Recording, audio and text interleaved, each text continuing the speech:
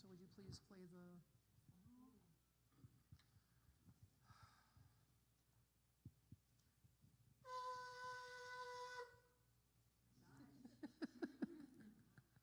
Good evening. We greet you tonight in the name of all that is good, all that is holy, and all that is sacred, and in the warm and loving energy of this ministry, Spiritual Life Center.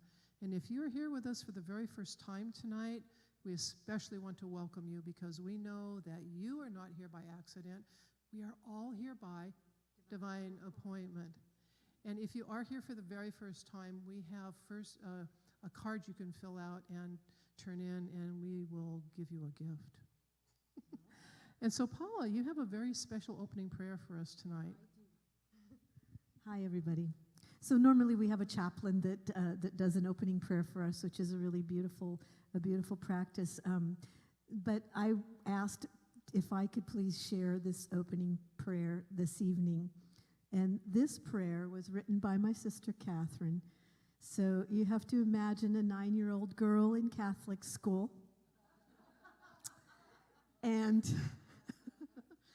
you might remember if you were at her first talk, I believe, she spoke about, somebody asked her, how long have you been into this eco-musicology and the animals and everything? And she said, since I've been on the planet. So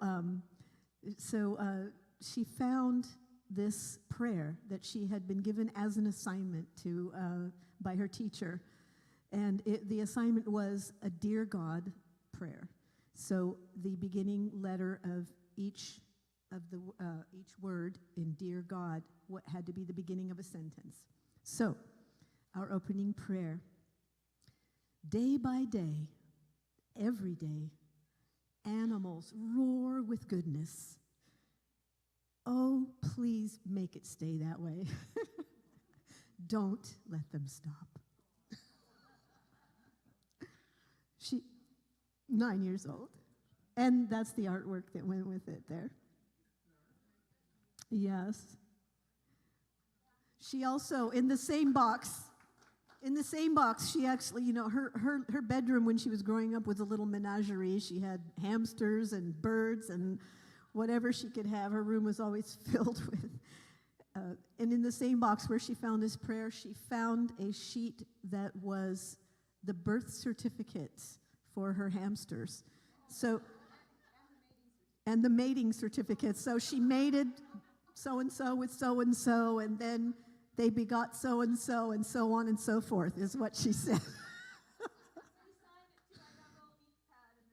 Little footprints on there. So anyway, a little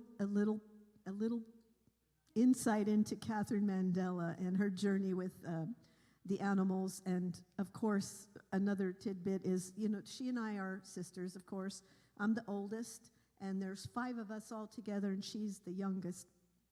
From the earliest age, she amazed me by picking up pretty much any instrument and making sense out of it within minutes. It was just pretty amazing, which has definitely carried through in her life now. So the music and the earth have been her main passions, and so she's going to share a little bit of that tonight with Call of the Wild. This is part 2 of the Eco-Musicology series that she's presenting, and this one is about the animals. So take it away, Catherine. Oh, were you going to do some announcements first? I think you were. I think you had a few things to say. It sort of runs the flow to stop and make it. Okay, here's the commercial break. You can take some night deep breaths and get that baby tuned up there. Oh, the chaplains have their healing circle next door, just to remind everyone. And then we also have openings for volunteers, which is not news, right? But specifically, we have openings for volunteers for Summer Splash on July 13th and the Spring Cleanup Day on June 30th. And start thinking about how you want to volunteer for the gala in the fall. Yeah. Next week is me. I'm going to be doing a micro class, and I decided rather than standing up here and talking for half an hour, what I want to do is talk to you just a little bit about denial and affirmation and what it means and how we use it, and then we'll go through an exercise, on writing your own denial and affirmation about something, and then you can ask some questions if you want, and then we'll do a meditation around all of that. So in about 50 minutes, we will do a class on affirmation and denial. So I hope to see you there. Take it away.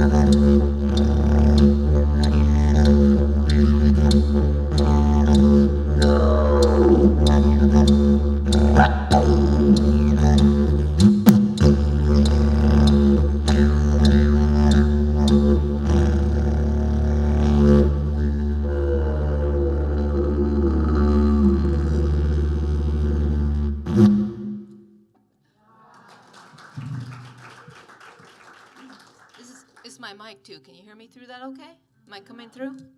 So I'm not weird. I'm actually reaching the mic this way. So anyway, this instrument that I'm playing is a didgeridoo. And didgeridoos, they actually kind of got their name by, they have a lot of different names. This particular one's from Australia.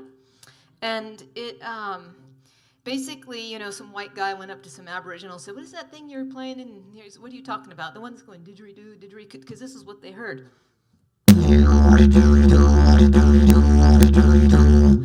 So the didgeridoo, it's known as the voice of Mother Earth.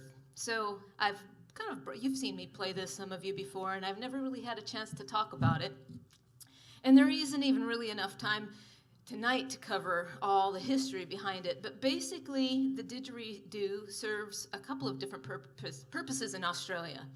For example, it is used in ceremonies like a childbirth or a union between someone, or just celebrating a certain time of season.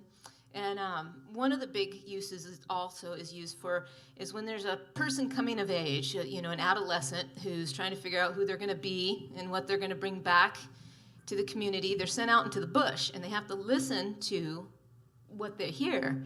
So when you hear different sounds, and oftentimes it's going to be animals, so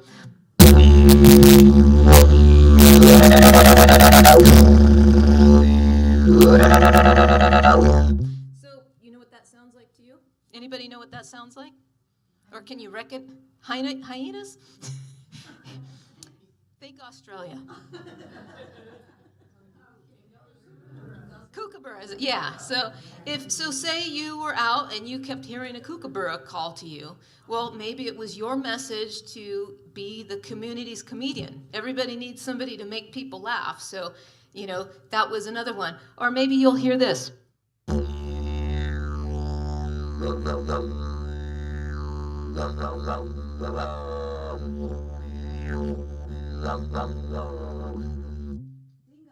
Dingoes. So what are dingoes known for? Mischievous. Dingoes are in the wolf family. A dingo ate your baby.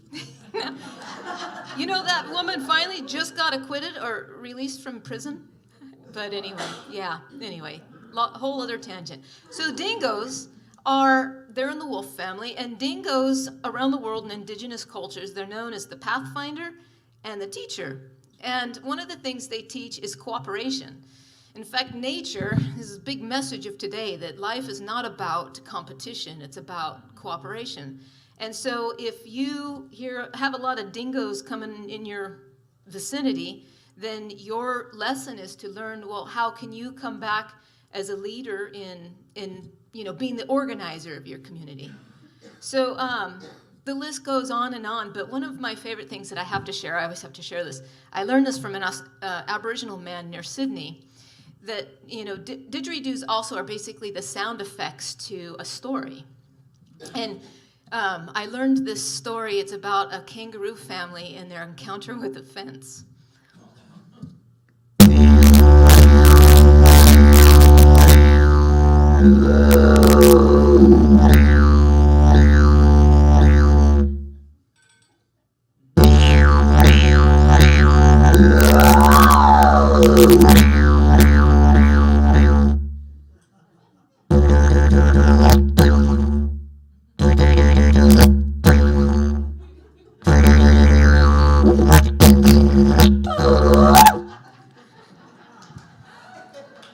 So that's a little tidbit on the Australian didgeridoo. Of course, the didgeridoo, I have to throw this in there. The didgeridoo, well, this particular one is from Australia. It's a eucalyptus branch, and it's hollowed out by termites. So when you look inside it later, in the end, you'll have an opportunity to come up close and personal. You can look inside it, and you'll see that it's not straight inside. You'll see that it's kind of, it's got texture to it. And that, not all termite chewed up eucalyptus branches are created equal. They actually have to go and, knock on some, find out if it's hollow, and then they'll play on it a little bit. And actually, the beeswax thing that you see today, I actually don't like it much because it often, cooties get stuck on it and hair and stuff, so you have to deal with that. But originally, they don't have honeybees in Australia, so they would have to find a branch that fit their mouth.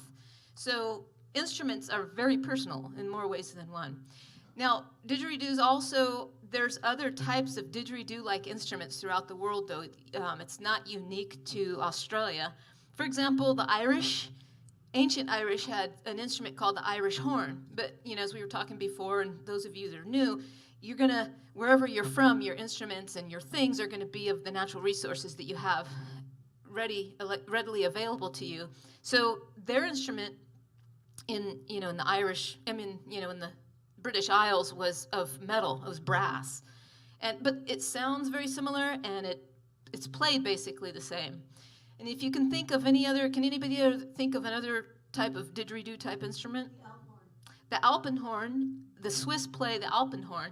And in fact, some of the origins of the alpenhorn are similar to Aborigines. They'll get up, a lot of times they'll call each other from a hill to hill, or in, Switzerland, the Alps to Alps. And are you Swiss? No.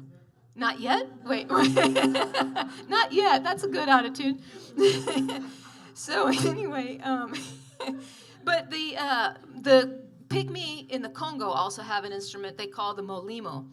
Only they don't have termites to hollow out their branches. They actually have to burn it out themselves with coals. They'll stick it in, and it's a very laborious project. And so when they make one, they try to make it last as long as possible. And it was they had an annual molimo festival that was thanking the forest for being their parents, because their parents, the forest they see as their parents, because the forest gives them all they need and cares for them. So I'm sure there's probably other didgeridoo type instruments that we haven't found out yet. The Tibetans also have something similar too. Yeah, but that is actually made with a horn, with a goat horn. And I don't have one anymore. I used to, but that is similar. And I have actually some other horn-type instruments. But what I'm going to do now is put this didgeridoo down so I don't have to talk into a stick. And I'm going to move to this little area over here.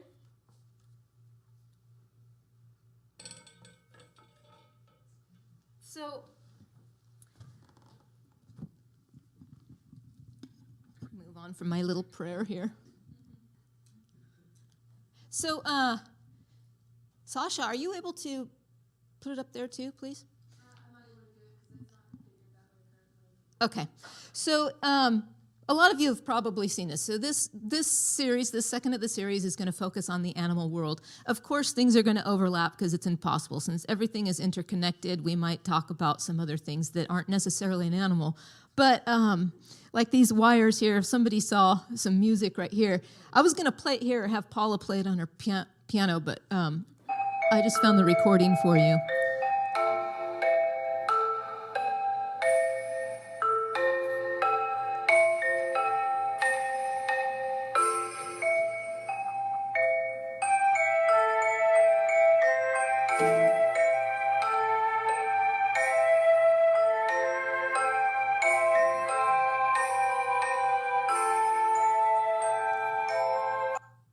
So they actually took just this little blibbit of birds on a wire and composed a whole symphony, a whole concerto out of it. That was a little piece of it. But for some of you that are new here and haven't seen the first programs that I've done, I wanted to break down what does ecomusicology even mean? Well, I actually kind of made this up about 25 years ago when I was teaching environmental education, and I was starting to learn about, I also have a background in languages, so I found language to be quite fascinating, but initially I was really irritated, when I'd be out in the field and, what's that? And I said, oh, it's a red-winged blackbird. And they, well, what's its scientific name? It's like, well, can't you just be happy it's a red-winged blackbird? But then I started realizing the coolness to know about what the scientific names meant. So, for example, turkey vultures, everybody thinks, ooh, yuck, bald head, nasty, they eat rot, right? But their scientific name is Catharsis auda. Catharsis means to clean. Auda means air, right? So they clean the air. What does that mean? Well, just think, if we didn't have turkey vultures and other scavengers, we'd be up to our ears in dead, rotting carcasses. So they're important. So I realized, how could I combine my two passions, ecology and music? So I said ecomusicology. And interestingly enough, about 10 years ago, somebody also, through collective consciousness, came up with the same idea. So if you go to Wikipedia, you'll see this online. And the definition this guy gave it is very similar to mine. Basically, the way I describe it is, using music as the bridge between humanity and the natural world. And if you break it down, eco is the Greek word oikos, which means hearth or home. Music literally comes from the word muses, which, poets, but it literally means of or from the animal's mouth. Of course, ology means the study of. And then I learned that animal is from the Latin word anima, which is soul, and the soul means life, and life means to have breath or a pulse, and which basically means vibration. And so we're going to focus on the animal part of that this time.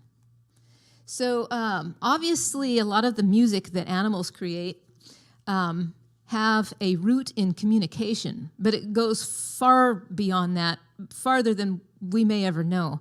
But for example, birds, when birds sing, they actually are inducing the circulatory system of forests. Plants have little mouth-shaped receptors all up and down their trunks and stems that receive and respond to bird songs.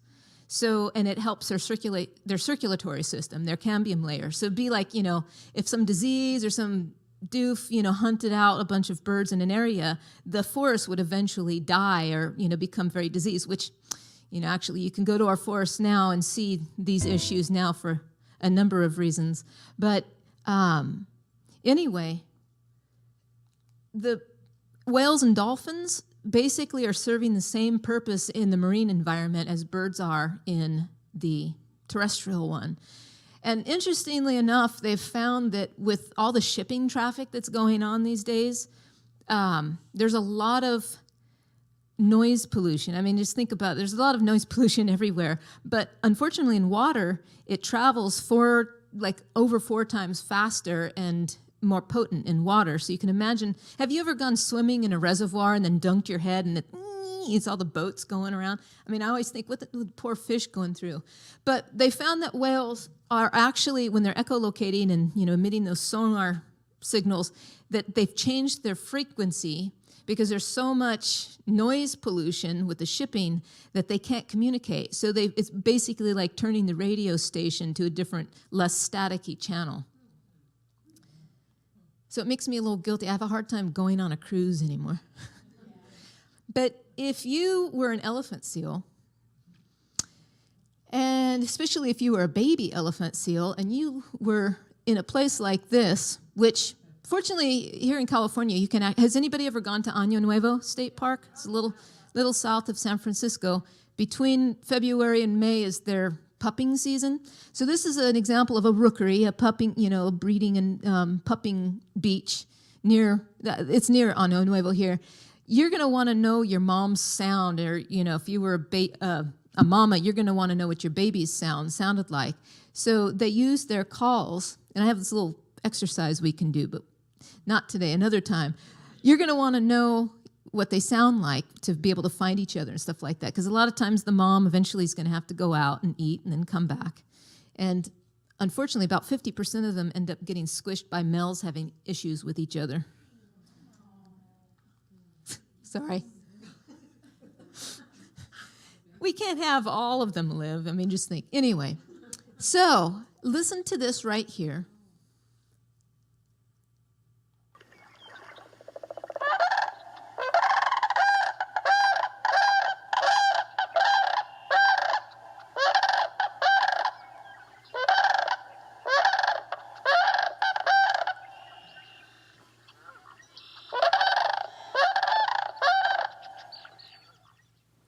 Does anybody recognize that? Not an otter. I'll give you a hint, it has feathers.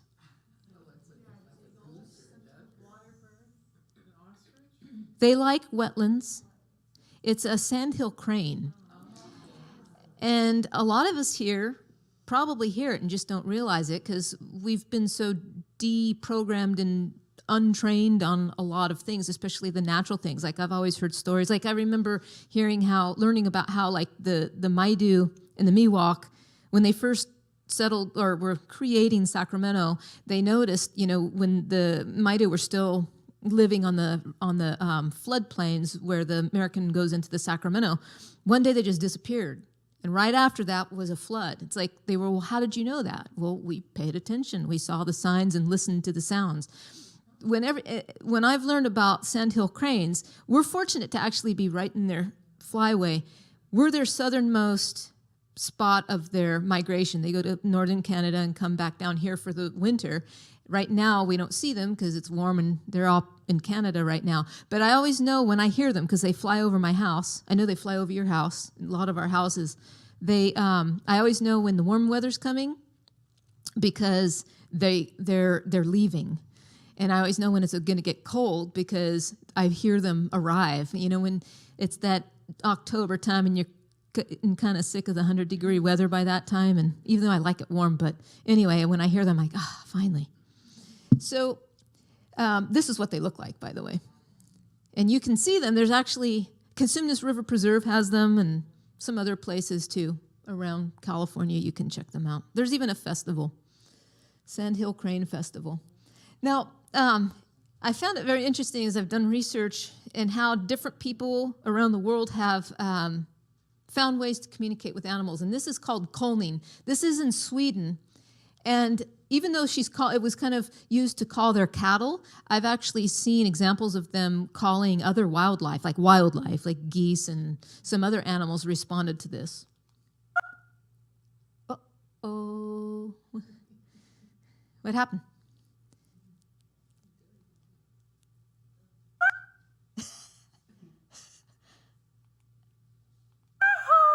There we go.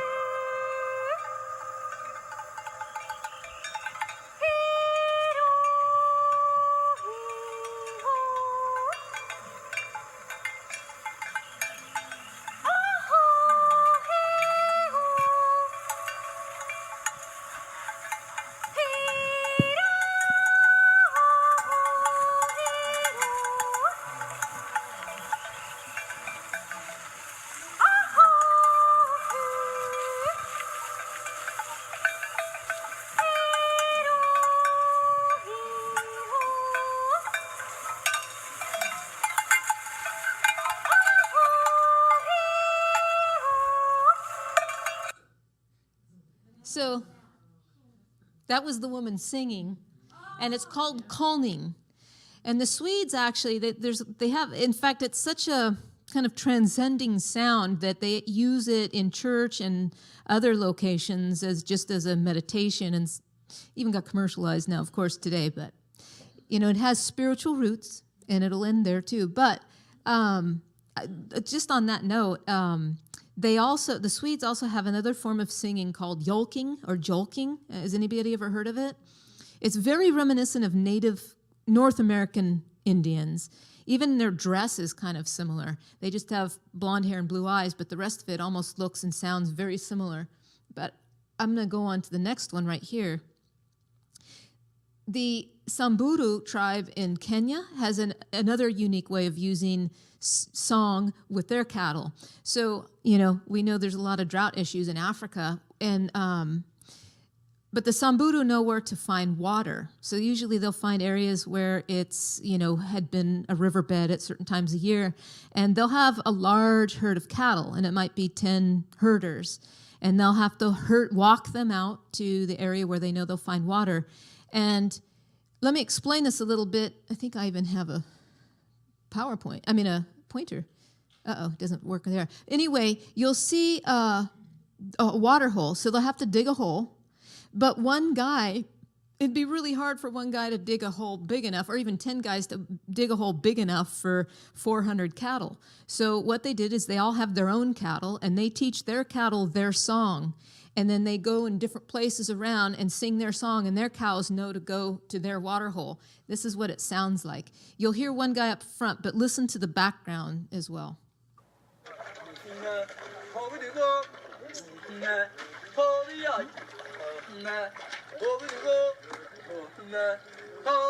Obviously, those cows right there are not his.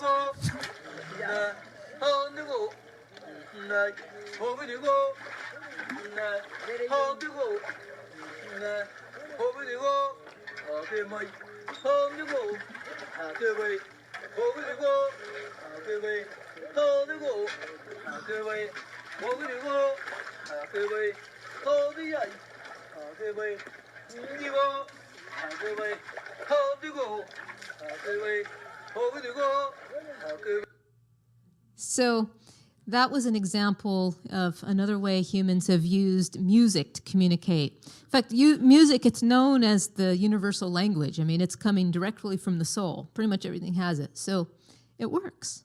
Try it sometime.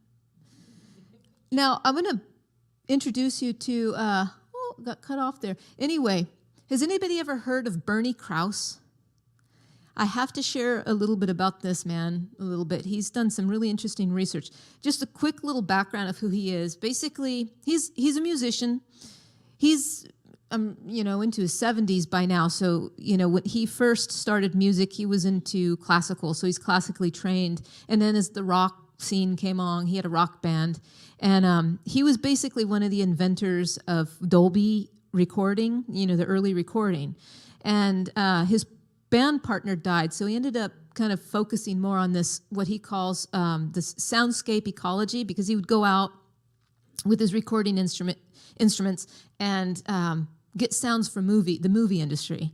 But while doing this, we need cricket sounds, or we need a babbling brook sound for this scene with, Robert Redford or whatever.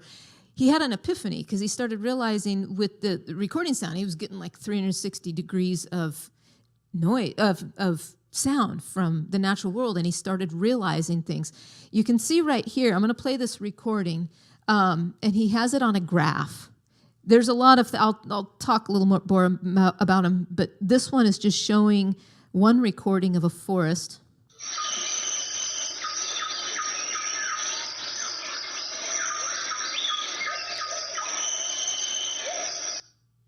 So what he learned from recording, location after location around the world, that the natural world, they all have their niches, they all have their places, and they don't overtalk each other. Like they've got the lower tones, you've got your cicadas up in the high register, and then you've got certain birds, and he found like there'd be two birds that are kind of in the same level, and one would talk and then be quiet, and then one would go in, and they'd leave each other space to talk. And so this is something that we've actually learned. If you listen to this next piece, and the recording graph looks very similar, it's a orchestra playing a piece.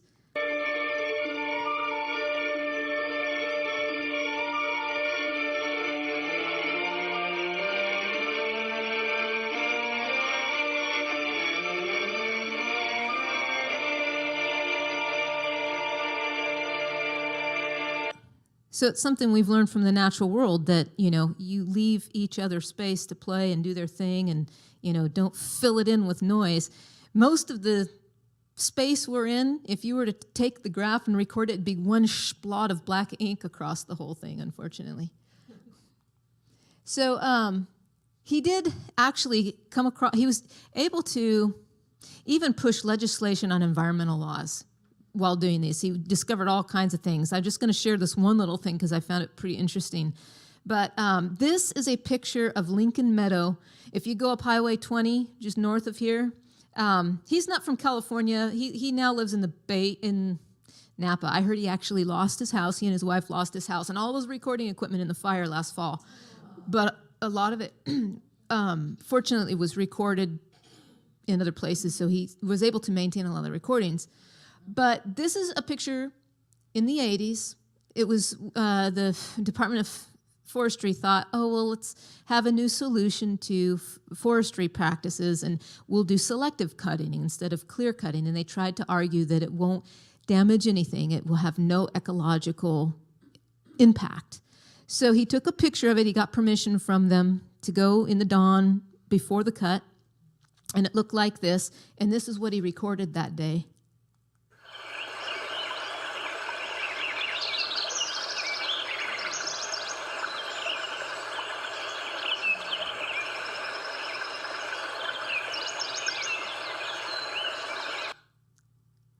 So here, this picture right here is a picture of the same view the day after the cut.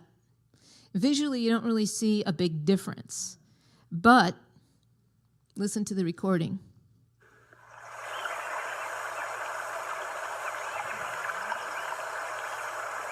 Coming up is the sound of a woodpecker.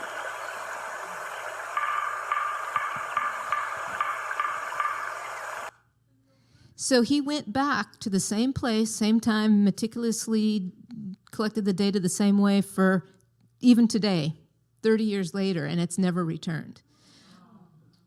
So, yeah, it is, yeah, and there's a lot of other things. I'm just going to share this one. But he's actually helped legislation pass to say, for example, he got the military to stop doing their practice flights over Mono Lake because he realized it was disrupting the breeding cycle of chorus frogs. They were disappearing because they were being affected by it. And they actually stopped it, and the frog population returned. So there is good news. Burn his name into your memory, or just write it down if you can. Bernie Krause. Go online and look at some of his stuff. He's done some pretty amazing things.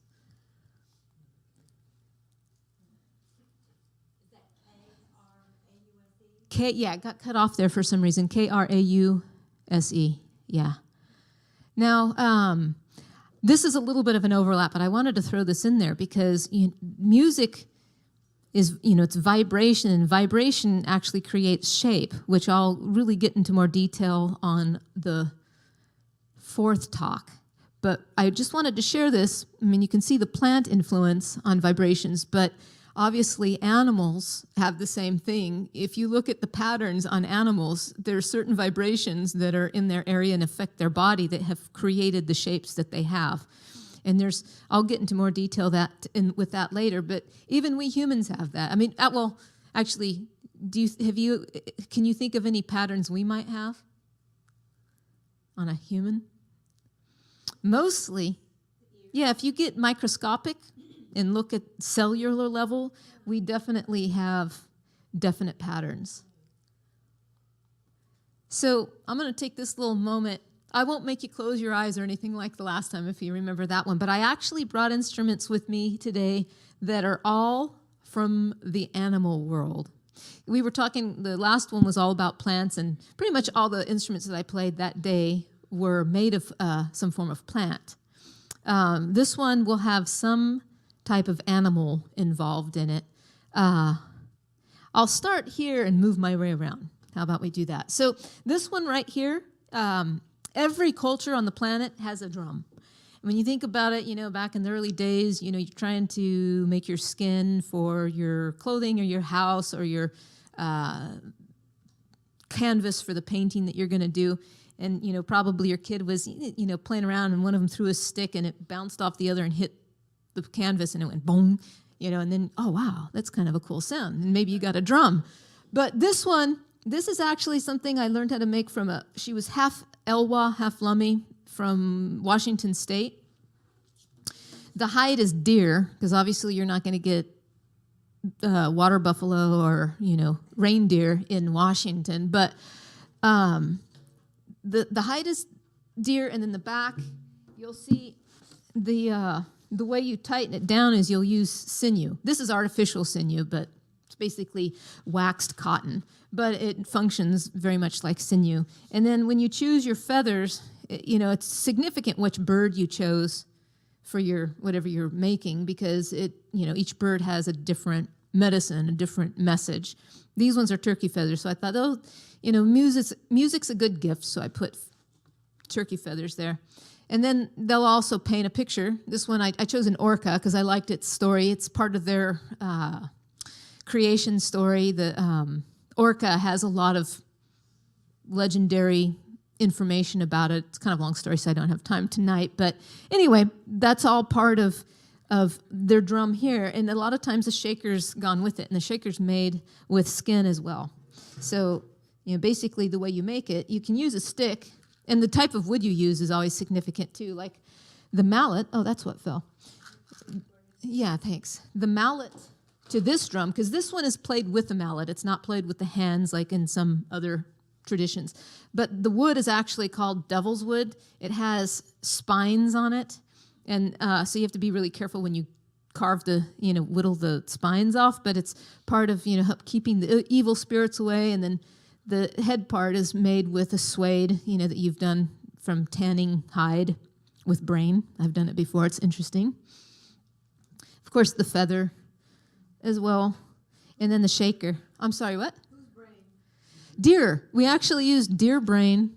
It's a very laborious process. I'm glad I don't have to do it for my clothing. But yeah, you basically, once you've skinned a deer and you scrape the hair off, the fur, then you soak it in its brain. You mash up its brains and you soak it in it. And then it's an emulsifier. And then two of you have to sit there and stretch it this way, that way for a long time and smoke it and then do that again like 2 days. And then you have nice suede pants or jacket. But, so, yeah, I had blisters for days on that one. But this one, this is a little rattle, and, you can get beans or little rocks or whatever to put inside, and you can do your little design as well. Or not. They don't always have a paint on it. So this one right here, this little drum is called get it off there. It's from Senegal. And let me play it. I need two hands, so hold on.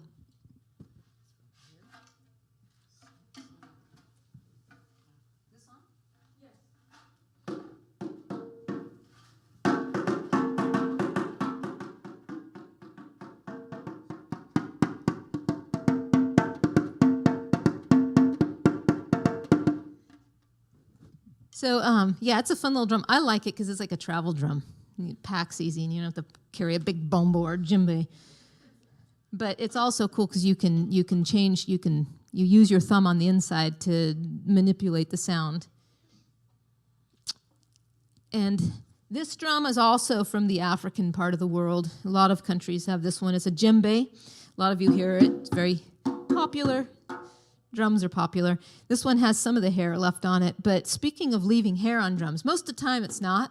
But this drum right here, and let me lift it up, it's called a bombo. And bombos are played in the Andes. So Bolivia, Ecuador, Peru, when you listen to Andean music, you'll also see this instrument played with them.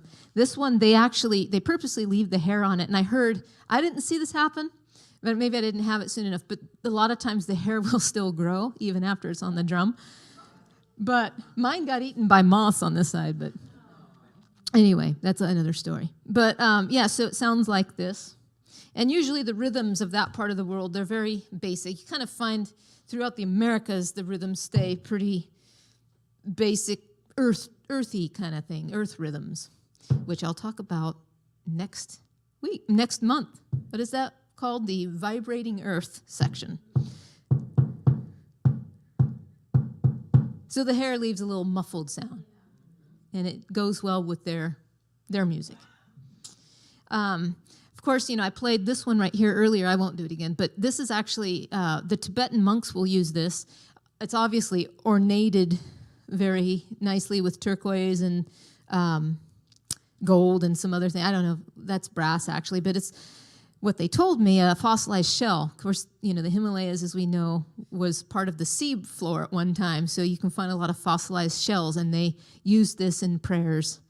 Not too far off from the shofar from like what in Judaism they use. And you'll actually see shell horns kind of throughout the world. Tibet, the Americas, this is Polynesian. I got this in Hawaii. Do you need me to play it, or can you imagine? You want to hear it?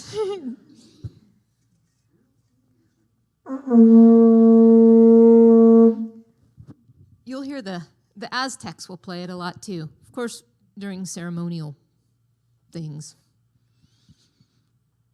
And I don't have this one made into a rattle, but a lot of times turtle shells you'll find throughout the Americas and other parts of the world, they actually had used the turtle shell.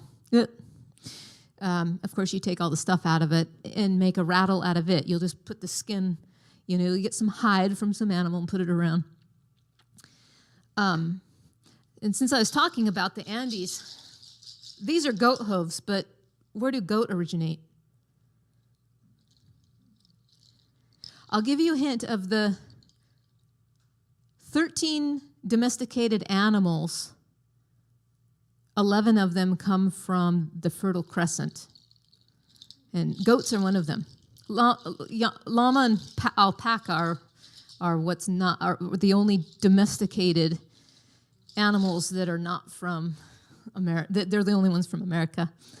Oh, you want me to play it? A lot of times this is played right along with the bombo.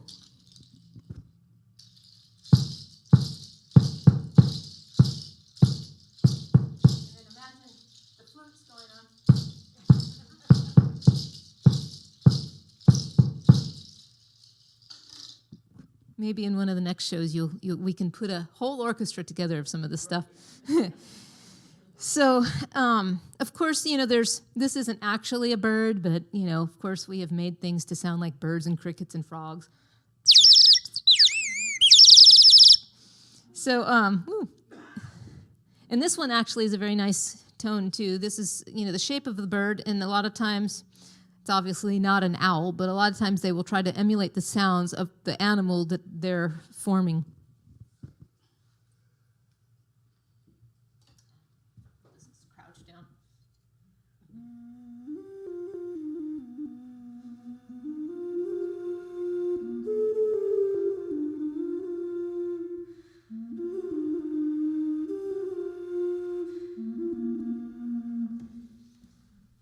They have some from beyond, some cool ones that have water in them. They're a water whistle, and we may have one of those one day. We're working on it. Paula's trying to make one.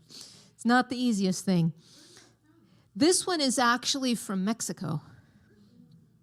So you'll see them throughout Central America, something like this. In fact, that's where ocarinas originate. Wasn't some Italian guy in Mexico came up with an ocarina. So it's a mix, like most things are anyway. Yeah. Can you play the turtle? The turtle? No. It's not ready yet. I just pulled that out of my garden, and I'm not putting my mouth to it or anything else. So, this instrument I need two hands for, but let me explain it a little bit. It's called a rebaba. Rebaba is the predecessor to violins. And there's actually several different instruments that are called rebab or rebaba. Some of them look really different. Some of them are kind of like, a very multi-stringed instrument. And this one is played, it only has 2 strings, but it is horsehair. It's made of horsehair.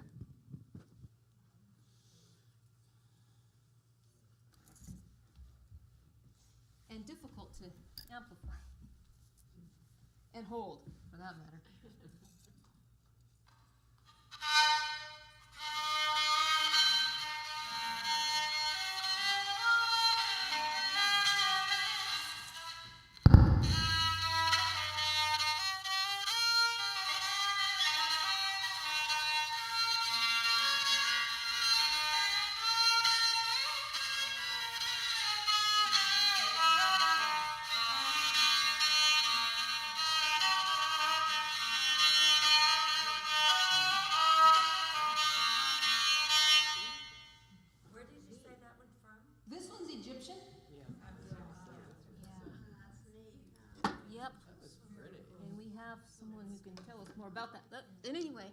You will see it in similar instruments throughout the Middle East, actually.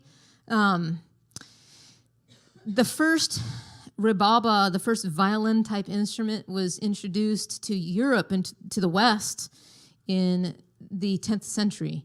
And back then, like the very early violins were still called rebab, even though they were in Europe, and they were made of catgut, actually. I knew this Eastern German guy who makes the Baroque instruments, and he still finds a way to make it with catgut.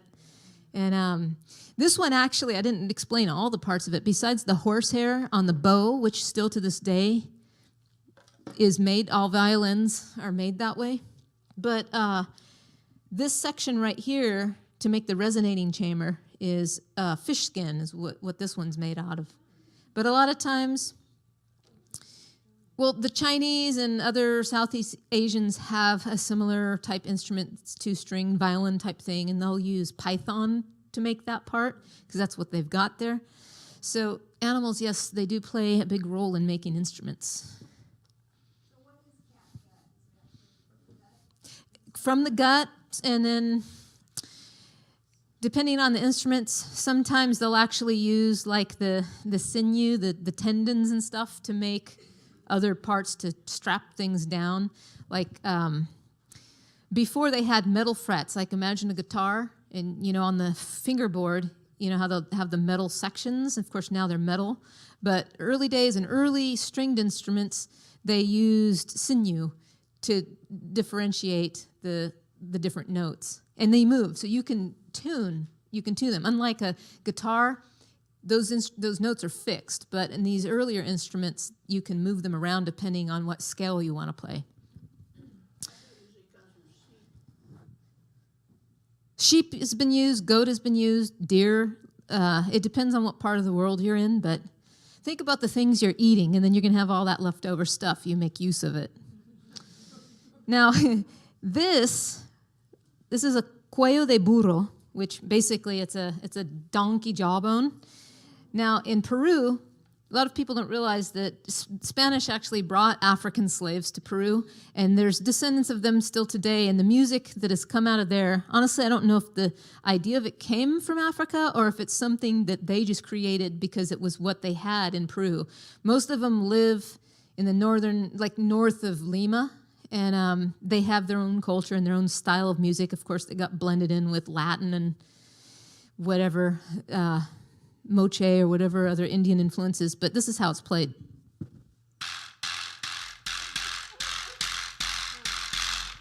Yeah, I don't know who figured that one out, but anyway, slapped. Yeah, the teeth make a good rattle.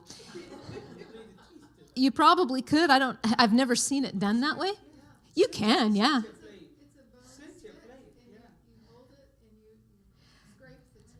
What culture have you seen that in? Yeah, I would imagine, because they also have something called a fish or a Weedle, and it's just ridged, and they play it like that. And then I'm sure seeing something like this you can two instruments in one.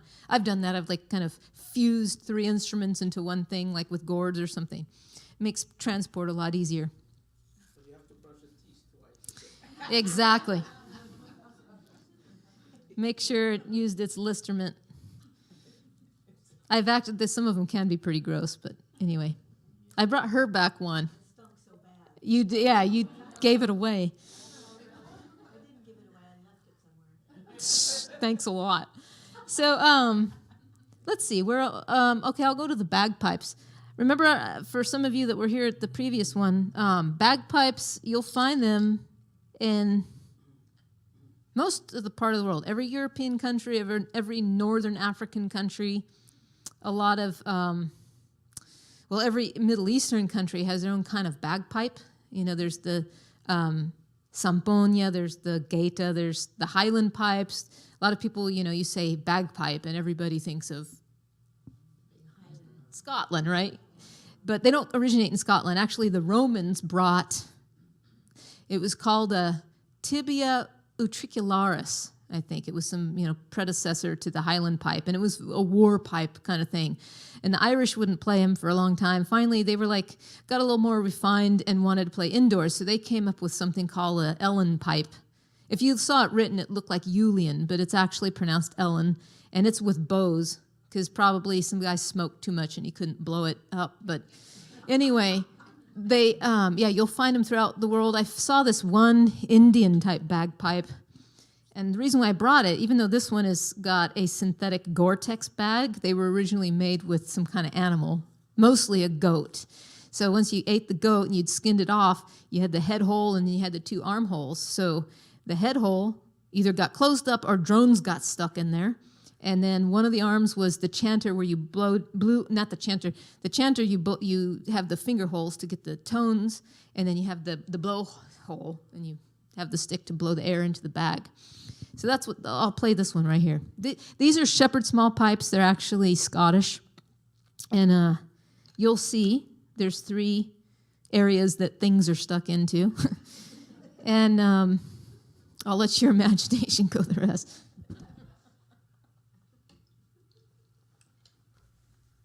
These won't blow you out. They were made for indoors too. Actually, I think I turned the drones off. Oh well.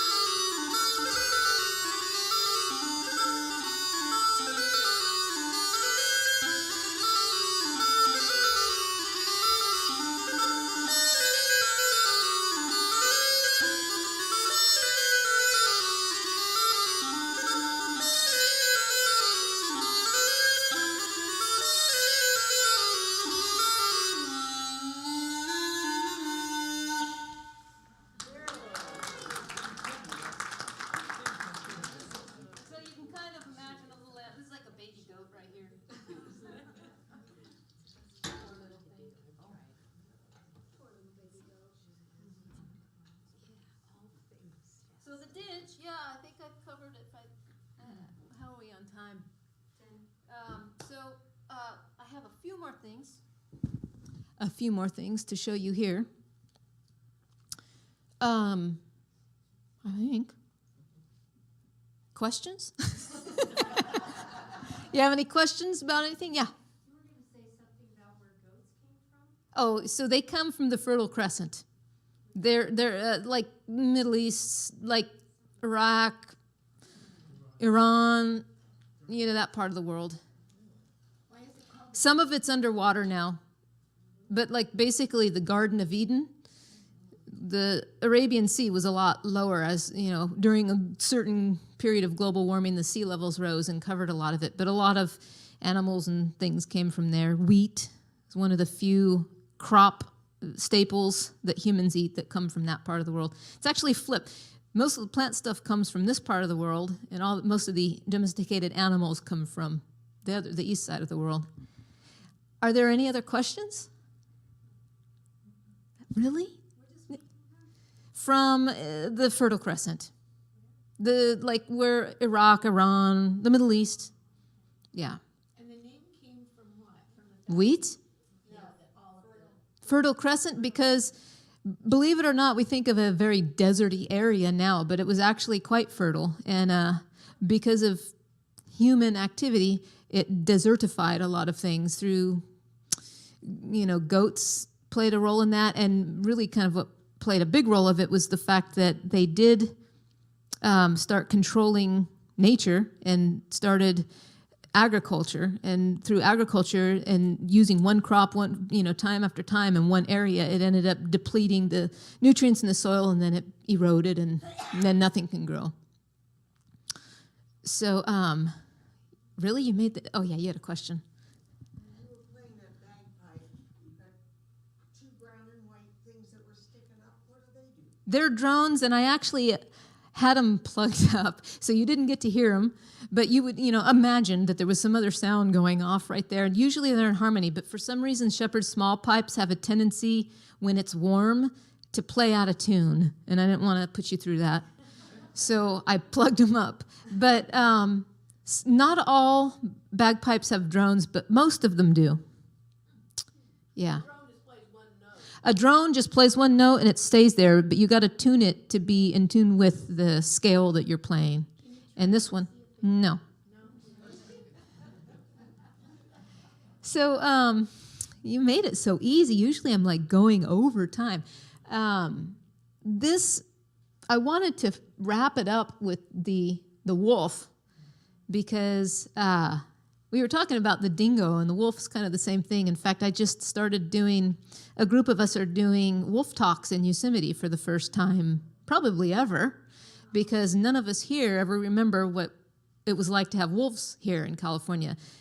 Many of you probably heard that in December of 2011, the first wild wolf re-entered Northern California.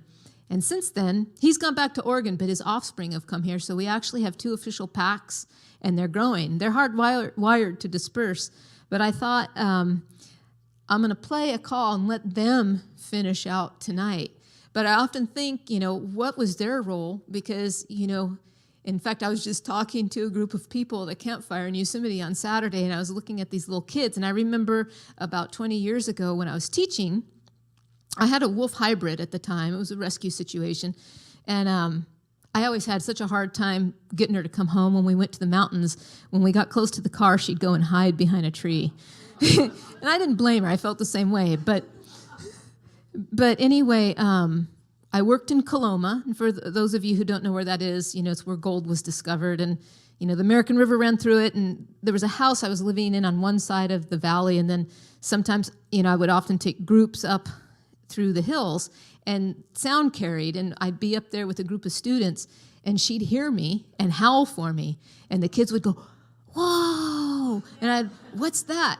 "It's a wolf." And I actually said, in fact, it is. But then I had to go through this whole sad story that we don't have wolves in California anymore. And I remember at the time thinking that none of us will ever hear that. So, at least there's some good story. We actually have that now again. And I was telling these kids just the other night, that maybe when you're an adult, when you come take your kids camping in Yosemite, you'll get to hear this.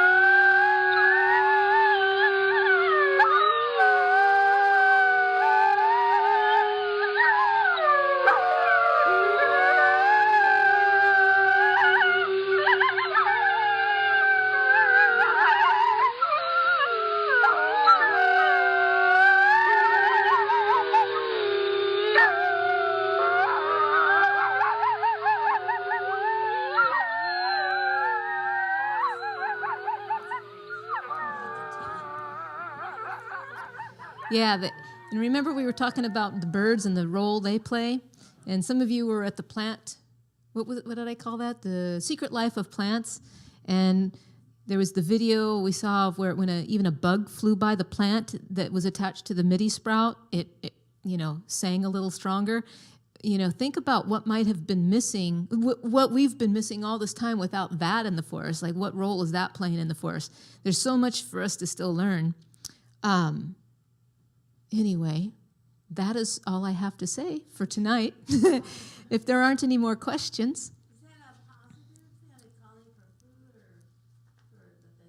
Or what is A lot of times it's just, when people get together for the same reason and they talk and have conversation and share, where'd you go? Oh, I found lots of deer over here. You should. There's, they're getting together and sharing their story. And sometimes it's to find each other, like in the case of my dog Chinook, my hybrid. She was hearing me and calling me it's communicating, letting you know your family where you're at, basically. Thank you. Thank you, Catherine. We're definitely looking forward to, what's the date? It's the second Wednesday of July. No, where are we? We're in June. We're in June. Yeah, so it is. The second, there's the second Wednesday of July and second Wednesday of August. So we'll look forward to that. And at this time, we will take our offering. And before we do that, which instrument would you like to hear Catherine play again while we're taking the offering? The bagpipes or the didge? The didge. I call.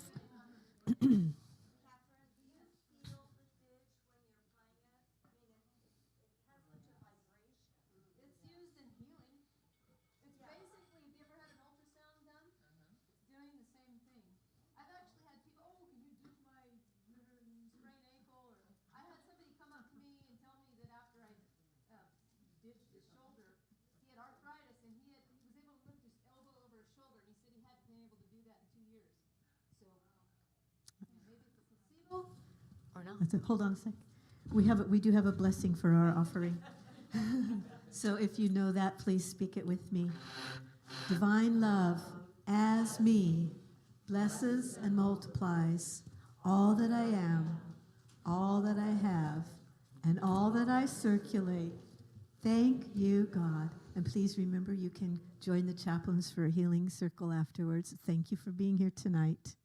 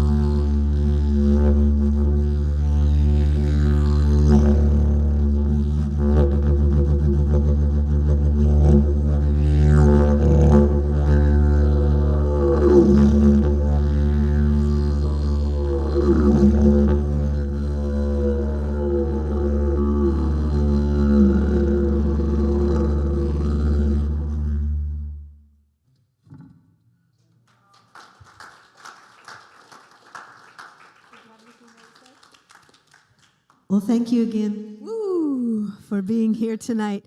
I just wanted to give you a little planning ahead, heads up that on the 5th Wednesday, I don't remember exactly the date, of August, we will have our friend, the sound healer, Renee Jenkins, here with us. He worked with, was mentored by the shamanistic traditions in South America and was gifted many sacred instruments with which he does sound healing. And he'll be here on the 5th Wednesday of August, so you can look forward to that as well. So thanks again and good evening. Safe travels home.